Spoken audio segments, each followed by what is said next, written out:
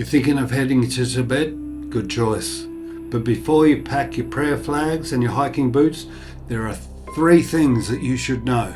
First, no images of the Dalai Lama. Leave anything with the spiritual leader's image at home. No lonely planets, no literature, nothing. If Chinese customs find a photo on your phone with the Dalai Lama, they will confiscate it, and people have been refused entry for it. Inside Tibet, possession of his image is seen as a political act. That's the reality that your Tibetan hosts live with, so travel respectfully. At the top of your tourist to-do list is probably Potala Palace, the rightful home of the Dalai Lama, that he fled in 1959 after an uprising in Lhasa during the Chinese Revolution invasion. He crossed the Himalayas into India and never returned. That's 70 years in exile, but you still feel his presence in the people, the prayers, and the silence. Second, don't ask your Tibetan guide political questions, at least not in public. Chinese surveillance is everywhere.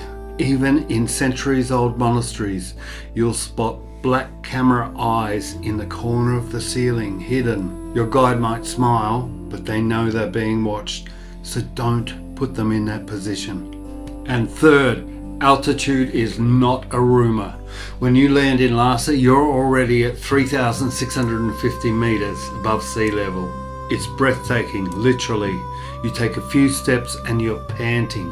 The air is half as dense as it is at sea level. But then most travellers head out of Lhasa on the G318 highway, a ribbon of tarmac that winds and climbs over the Himalayas to Nepal.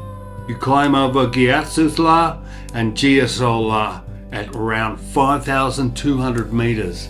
I've stood there, watching Everest appear from behind the clouds. The wind feels like dry ice and every breath is measured. Altitude sickness is a real thing, so when you get there, prepare for a slow couple of days and a bit longer to really get on top of it. No pun intended.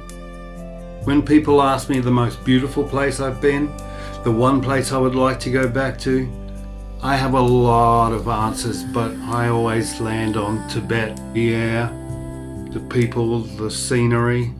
One day in the streets of Lhasa, my guide asked me, "Can you tell who's Chinese and who's Tibetan?"